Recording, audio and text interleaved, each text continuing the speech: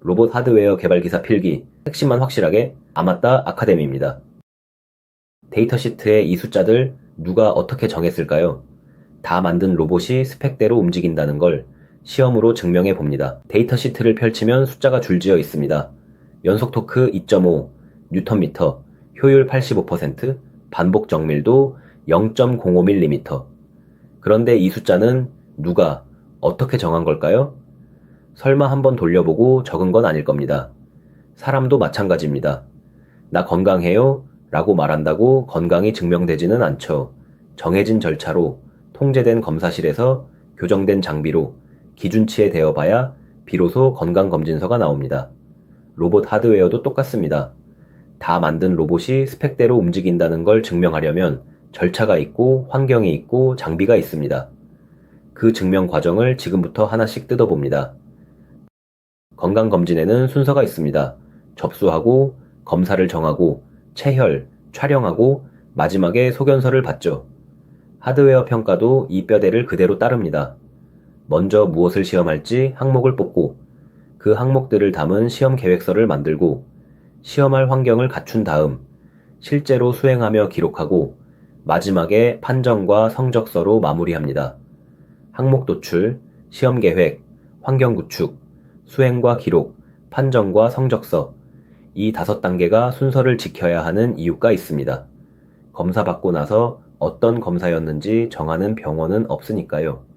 기준은 언제나 검사보다 먼저 정해져 있어야 합니다. 여기서 헷갈리기 쉬운 두 단어가 있습니다. 검증과 확인, 요리로 옮겨보면 선명합니다. 검증은 레시피대로 정확히 만들었나를 따지는 겁니다. 소금 5g 넣으라고 했으면 정말 5g을 넣었는지 저울로 재보는 거죠. 확인은 다릅니다. 그래서 이 요리가 손님 입에 맞나를 봅니다. 레시피는 완벽히 지켰는데 손님이 짜다고 하면 검증은 통과했지만 확인은 실패한 겁니다. 하드웨어로 치면 검증은 사양서 수치대로 만들어졌는지 스펙 대비 측정, 확인은 실사용 요구를 충족하는지 보는 일입니다. 둘 다 통과해야 진짜 쓸 수 있는 로봇입니다. 시험 계획서가 왜 중요한지 짚어봅니다. 여기엔 4가지가 미리 못 박혀 있어야 합니다. 어떤 조건에서 할지, 어떤 장비로 잴지, 어떤 시료를 쓸지, 그리고 무엇을 합격으로 볼지. 특히 마지막, 판정 기준입니다. 시험을 다 해놓고 결과를 본 뒤, 이 정도면 합격이라 정하면 시험이 아니라 결과의 기준을 맞춘 겁니다. 관역을 쏜 다음에 화살 꽂힌 자리에 동그라미를 그리는 셈이죠. 그래서 판정 기준은 반드시 시험을 시작하기 전에 확정합니다.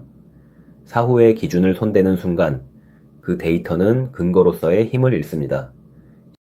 시험 항목을 뽑을 때 흔한 실수가 하나 있습니다.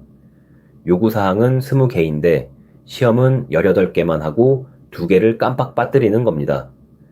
이걸 막는 도구가 요구사항 추적 매트릭스, 줄여서 RTM입니다. 표를 떠올려 보세요. 세로줄엔 요구사항, 가로줄엔 시험 항목을 적고 어떤 요구사항이 어떤 시험으로 확인되는지 교차점에 표시합니다. 이렇게 해두면 표시 하나 없는 빈 줄이 눈에 띕니다. 아직 아무 시험도 안 걸친 요구사항이란 뜻이죠. 양방향으로 대응시키기 때문에 요구사항 쪽에서도 시험 쪽에서도 누락을 잡아낼 수 있습니다. 시험에는 성격이 아주 다른 두 종류가 있습니다. 자동차로 비유해 봅니다. 새 모델이 나오면 나라에서 딱 한 번 강도 높은 인증을 합니다. 이 설계가 규정에 맞느냐를 보는 거죠. 이게 형식 시험입니다. 설계 자체의 적합성을 보기 때문에 설계를 바꾸면 다시 받아야 합니다. 반면 조립 공장에서는 들어오는 부품을 하나하나 입고 검사합니다. 이 로트가 규격에 맞나, 불량은 없나, 이게 수익 검사입니다. 들어오는 로트마다 반복해서 일관성이 유지되는지를 봅니다. 형식 시험은 설계에 한 번, 수입 검사는 물량마다 계속, 목적이 완전히 다릅니다. 여기서 한 문제 풀어보겠습니다. 검증과 확인, 그리고 평가 절차에 관한 설명 중 옳은 것은 무엇일까요? 1번, 검증은 실제 사용 환경에서 쓸모가 있는지를 보고 확인은 스펙 대비 측정이다. 2번, 시험 판정 기준은 결과를 본 뒤에 정하는 것이 합리적이다. 3번, 검증은 사양대로 만들었는지 스펙 대비로 측정하고 확인은 실사용 요구를 충족하는지 본다. 4번, 형식 시험은 들어오는 로트마다 반복하고 수입 검사는 설계에 한 번만 한다. 정답은 3번입니다. 검증은 레시피대로 만들었나? 확인은 손님 입에 맞나였죠. 1번은 둘을 뒤집었고 2번은 기준을 사후에 정하면 시험이 아니며 4번은 형식과 수입을 반대로 서술했습니다. 시험을 하다 보면 당연히 불합격이 나옵니다. 중요한 건 불합격을 어떻게 처리하느냐입니다. 그냥 떨어졌네 하고 재시험만 반복하면 같은 곳에서 계속 떨어집니다. 제대로 된 흐름은 고리 모양입니다. 먼저 어디서 어떻게 떨어졌는지 기록합니다. 그 다음 왜 떨어졌는지 근본 원인을 파고듭니다. 원인을 알면 시정 조치를 하고 고친 상태로 다시 시험합니다. 마지막이 핵심인데 그 개선을 설계 형상에 반영합니다. 다음 로봇은 아예 그 문제를 안 갖고 태어나도록요. 기록, 근본 원인 분석, 시정 조치, 재시험, 형상 반영. 이 고리가 돌아야 시험이 품질을 실제로 끌어올립니다. 절차 이야기를 하나만 더 보태겠습니다. 시험에 쓰는 시료가 몇 개냐, 어떤 개체냐도 미리 정해야 합니다. 관절 하나만 시험에서 합격이라고 하면 운 좋은 한 개였을 수도 있죠. 그래서 여러 개체나 최악 조건에 가까운 개체를 골라 시험합니다. 또 하나, 같은 시험을 다른 사람이 다른 날에 해도 같은 결과가 나와야 합니다. 이걸 재현성이라고 합니다. 재현이 안 되는 시험은 그날의 우연을 잰 것에 가깝죠. 그래서 절차서에 온도와 장비 설정, 측정 방법까지 촘촘히 적어 누가 해도 같은 손끝이 되게 합니다. 여기까지가 절차입니다. 성적서의 한 줄 한 줄 뒤에는 방금 본 절차가 깔려 있죠. 그런데 절차만으로는 부족합니다. 데이터 시트에 그려진 그 매끄러운 속도 토크 곡선은 도대체 어떻게 얻은 걸까요? 그건 모터를 진짜로 돌려서 잰 겁니다. 이제 그 실제 구동 특성으로 넘어갑니다. 러닝머신을 떠올려 보세요. 속도를 올리면 낼 수 있는 힘의 여유가 줄죠. 모터도 똑같아서 속도가 오르면 토크가 줄어듭니다. 이 관계를 그린 게 속도 토크 곡선입니다. 스태핑 모터에는 이 곡선에 특별한 경계가 두 개 있습니다. 하나는 풀인, 정지 상태에서 곧바로 가속 없이 이 속도로 딱 기동할 수 있는 한계입니다. 다른 하나는 풀아웃, 천천히 가속해서 붙인 다음 그 속도에서 동기를 유지할 수 있는 한계죠. 자, 그럼 정지에서 단번에 붙는 것과 살살 가속해 붙이는 것, 어느 쪽 한계가 더 높을까요? 답은 가속 쪽입니다. 그래서 풀인은 언제나 풀아웃보다 낮거나 같습니다. 스펙시트에는 토크가 두 개 적혀 있습니다. 전격 토크와 피크 토크. 달리기로 비유하면 마라톤 페이스가 전격이고 100m 전력 질주가 피크입니다. 마라톤은 몇 시간을 유지할 수 있죠. 전격 토크가 바로 그렇습니다. 오래 지속해도 모터가 타지 않는 열로 정해지는 한계입니다.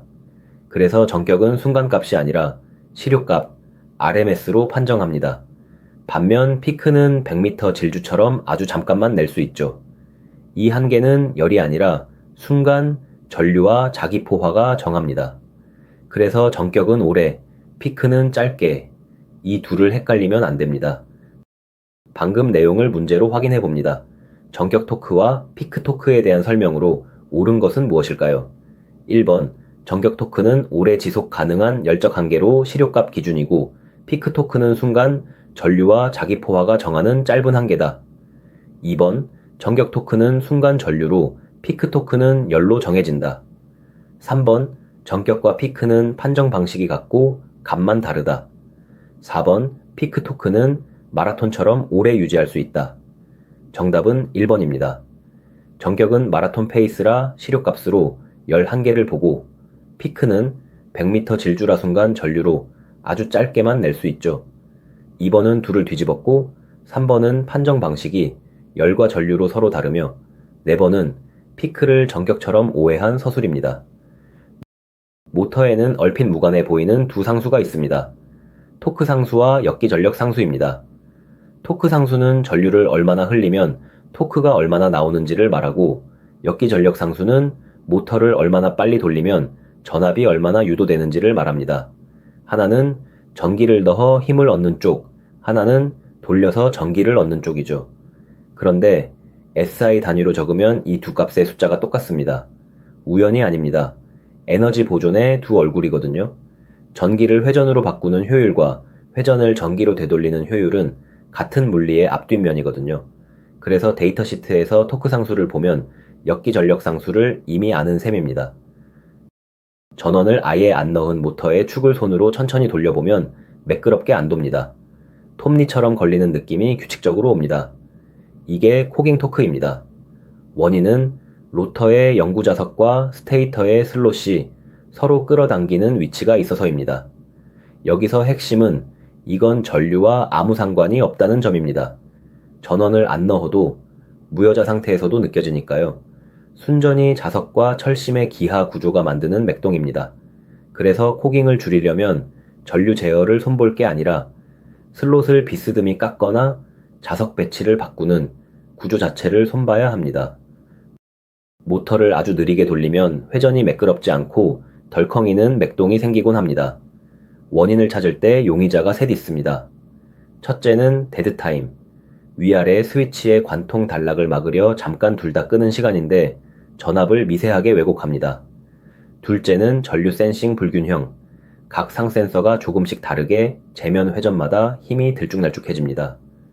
셋째는 방금 본 코깅과 마찰이죠. 그런데 자주 오해하는 게 있습니다. 캐리어 주파수를 높이는 것 자체는 저속 맥동의 원인이 아닙니다. 오히려 전류를 더 매끄럽게 만드는 편이죠. 데드타임, 전류 센싱, 불균형, 코깅과 마찰. 이 셋을 먼저 의심하면 됩니다. 모터가 명령에 얼마나 빠르고 정확히 반응하는지도 시험합니다. 오디오 스피커를 생각해 보세요. 좋은 스피커는 높은 음도 신호대로 내지만 나쁜 스피커는 높은 음에서 뭉개집니다. 모터의 토크도 마찬가지입니다. 토크를 만드는 전류 루프에 여러 주파수의 명령을 넣어보고 얼마나 잘 따라오는지를 봅니다. 이걸 정량화하는 두 지표가 대역폭과 위상 여유입니다. 대역폭은 명령이 원래 크기의 약 70%, 정확히는 마이너스 3dB로 줄어들기 시작하는 주파수입니다. 여기까지는 잘 따라온다는 뜻이죠. 위상 여유는 진동으로 발산하지 않을 안정성 여유가 얼마나 되는지를 나타냅니다. 대역폭이 넓고 위상 여유가 넉넉하면 빠르면서도 안 흔들리는 좋은 구동입니다. 지금까지 말한 곡선과 특성은 결국 실제로 모터를 돌려서 재야 얻습니다. 그 재는 장치가 다이나모미터입니다. 러닝머신에 부하를 걸듯 모터 축에 정밀 제어된 부하를 걸고 속도를 바꿔가며 토크를 잽니다. 그러면 데이터 시트에 매끄러운 곡선이 점 하나하나 찍혀 나오죠. 다이나모미터에는 전제가 있습니다. 부하와 모터의 관성비가 맞아야 하고 순간 피크 용량이 있어야 하고 감속 시 모터가 쏟아내는 전력을 처리할 방법이 있어야 합니다. 그리고 무엇보다 두 축이 정확히 일직선으로 정렬되어 있어야 합니다. 축이 틀어져 있으면 측정값이 아니라 정렬 오차를 자해게 되니까요. 이제 세 번째 이야기, 시험 환경입니다. 같은 로봇도 온도가 다르고 전원이 다르고 주변 소음이 다르면 다른 숫자가 나옵니다. 그래서 시험은 조건을 통제하는 일이 절반입니다. 그런데 통제 이전에 더 근본적인 게 있습니다. 그 조건을 재는 장비 자체가 정확하다고 어떻게 믿을까요? 눈금이 틀어진 저울로 아무리 정성껏 재도 소용이 없잖아요. 그래서 모든 시험 환경 이야기는 장비를 믿을 수 있게 만드는 데서 시작합니다. 저울의 0점을 맞추고 그 저울이 정확하다는 걸 더 정확한 기준으로 확인하는 일. 이걸 교정이라고 부릅니다. 교정은 내 장비를 더 믿을 만한 표준과 비교해서 얼마나 벗어나 있는지 편차와 불확도를 정하는 일입니다. 마트 저울에 붙은 검교정 스티커를 떠올리면 됩니다. 그런데 여기서 한 발 더 들어갑니다. 그럼 그 표준은 뭘 믿고 정확하다고 할까요? 그 표준은 더 상위의 표준으로 교정되고 그건 또 더 위로, 결국 국가 표준까지 끊김없이 이어집니다. 이 문서화된 사슬을 소급성이라고 합니다. 내 저울이 정확한 이유가 종이 한 장씩 국가 표준까지 거슬러 증명되는 셈이죠. 이 사슬이 한 군데라도 끊기면 그 장비의 숫자는 근거를 잃습니다. 교정과 소급성, 이 둘이 모든 측정의 바닥을 받칩니다. 환경시험은 로봇을 일부러 가혹한 조건에 넣어 약한 곳을 미리 드러내는 시험입니다. 대표가 온도 사이클입니다. 뜨겁게 닫았다 식히길 반복하면 재료마다 다른 비율로 늘었다 줄죠. 열팽창 계수, CTE가 다르니까요. 이 반복 응력이 솔더 접합부나 기판의 비와 같은 약한 연결부를 피로 파괴로 몰아 조기에 드러냅니다. 또 하나가 버닌입니다. 제품 수명을 그리면 욕조 모양이 나옵니다.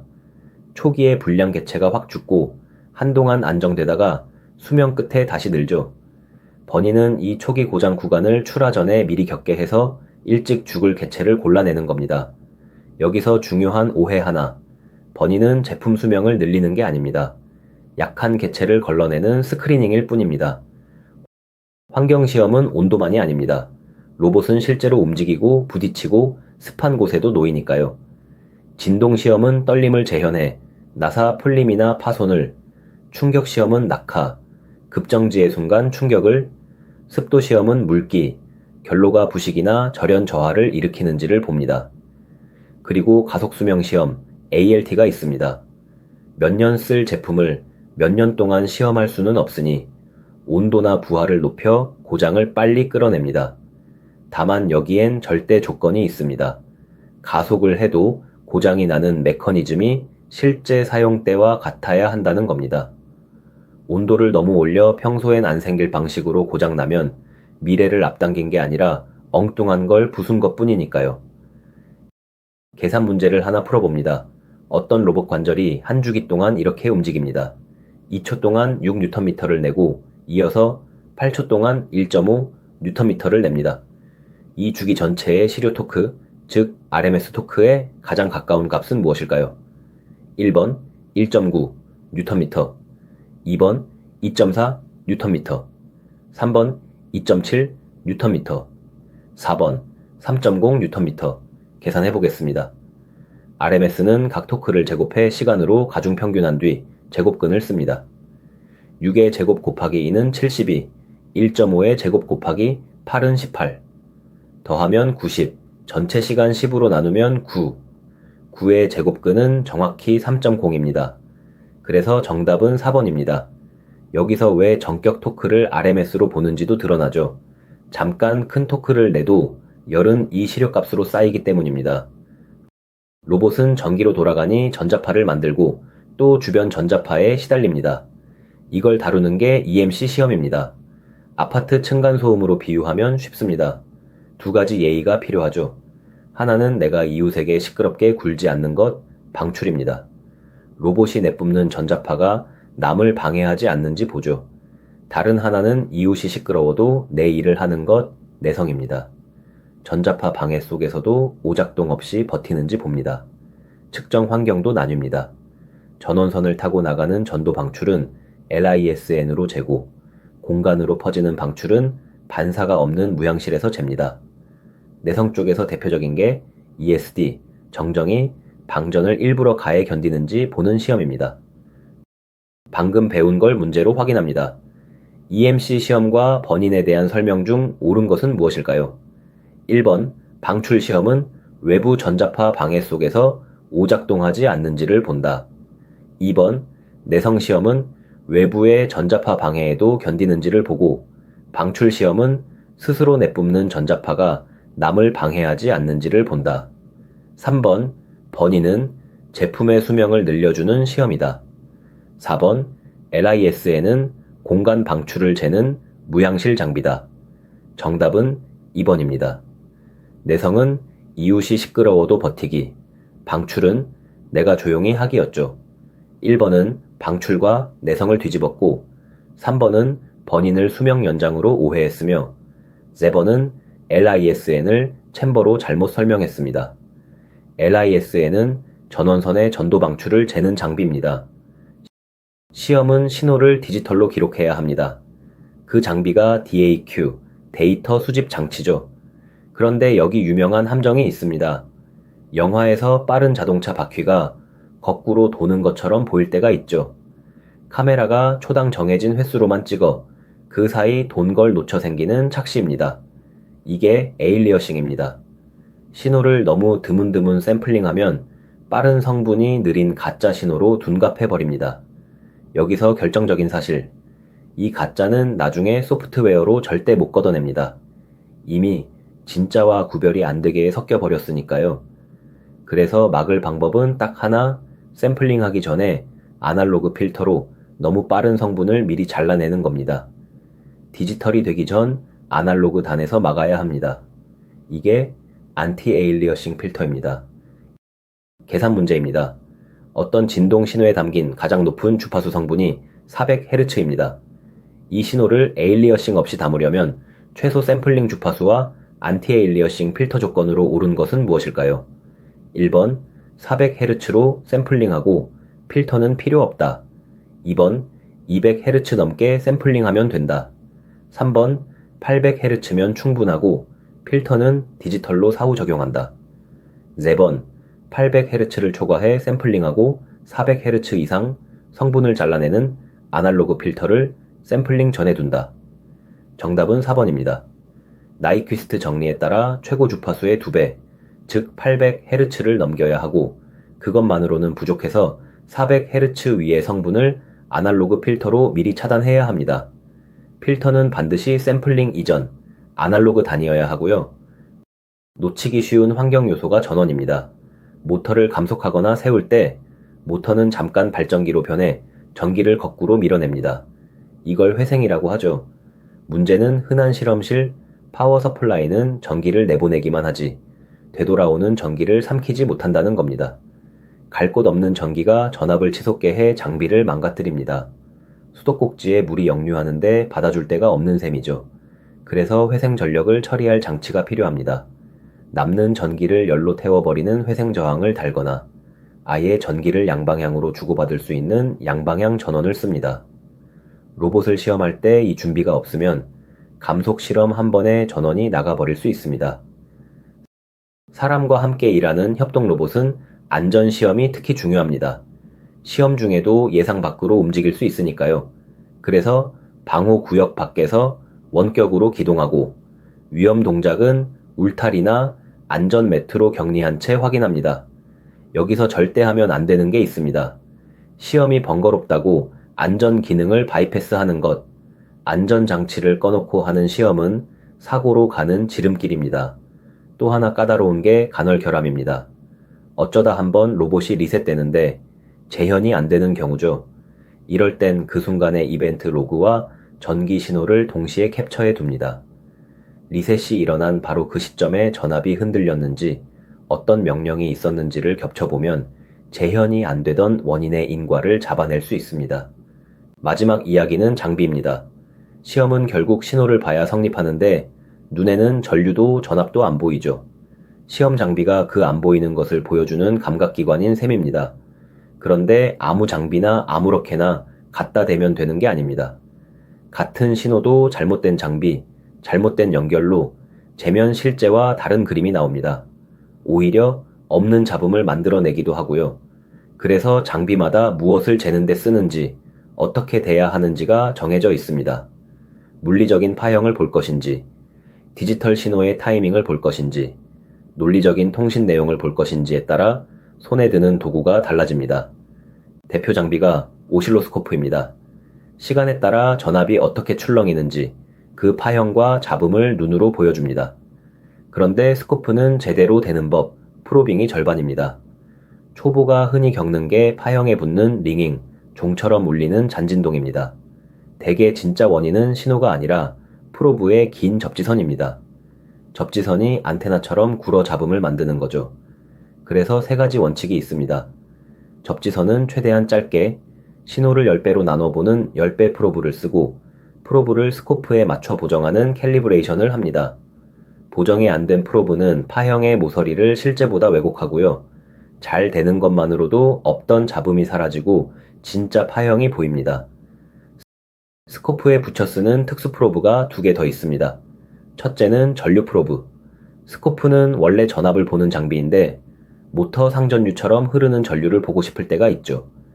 이때 홀 효과 전류 프로브를 씁니다.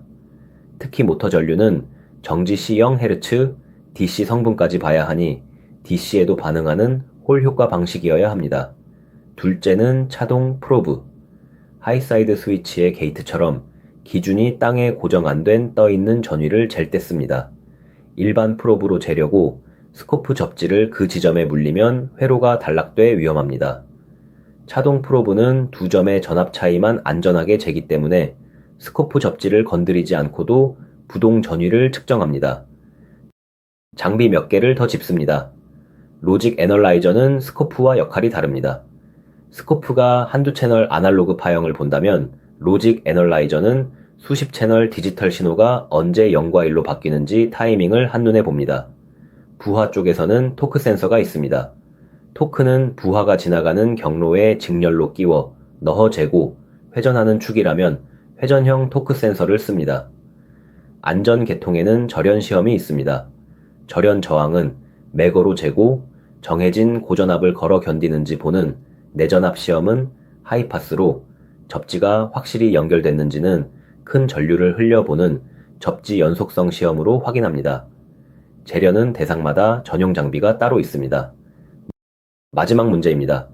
시험 장비의 역할 구분에 대한 설명 중 옳은 것은 무엇일까요? 1번, 오실로스코프는 물리계층의 아날로그 파형을 보고 프로토콜 분석기는 논리계층의 통신 프레임을 해석한다. 2번, 모터 상전류는 차동 프로브로 부동 전위는 전류 프로브로 재는 것이 맞다. 3번, 로직 애널라이저는 한 채널의 아날로그 파형을 정밀하게 본다. 4번, 프로토콜 분석기는 신호선의 전압 파형 모양을 재는 데 쓴다. 정답은 1번입니다. 스코프는 파형이라는 물리계층을, 프로토콜 분석기는 프레임이라는 논리계층을 봅니다. 예를 들어 캔 통신이면 종단 저항이 60ohm으로 맞는지는 파형과 저항으로 보고 무슨 메시지가 오갔는지는 프로토콜 분석기로 봅니다. 2번은 두 프로브를 뒤집었고 3번은 로직 애널라이저를 스코프처럼 4번은 프로토콜 분석기를 스코프처럼 오해한 서술입니다. 마지막으로 자주 헛디디는 지점을 모아봅니다. 첫째, 버니는 수명을 늘리는 게 아니라 일찍 죽을 개체를 미리 걸러내는 스크리닝입니다. 둘째, 전격 토크로 계속 피크 토크를 낼 수는 없습니다. 전격은 열로 정해진 지속 한계, 피크는 아주 짧은 순간의 한계니까요. 셋째, 에일리어싱은 일단 생기면 소프트웨어로 못 고칩니다. 샘플링 전 아날로그 필터로만 막을 수 있습니다. 넷째, 교정 안 된 장비가 내놓은 숫자는 아무리 정밀해 보여도 근거가 못 됩니다. 소급성이 끊긴 측정이니까요. 이 네 가지를 관통하는 한 문장은 이렇습니다. 시험은 우연히 통과하는 게 아니라 설계하는 것입니다.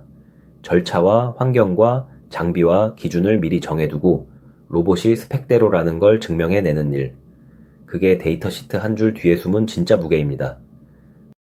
여러분의 구독과 좋아요는 다음 학습 영상을 만드는 힘이 됩니다. 아마따 아카데미가 합격까지 함께하겠습니다.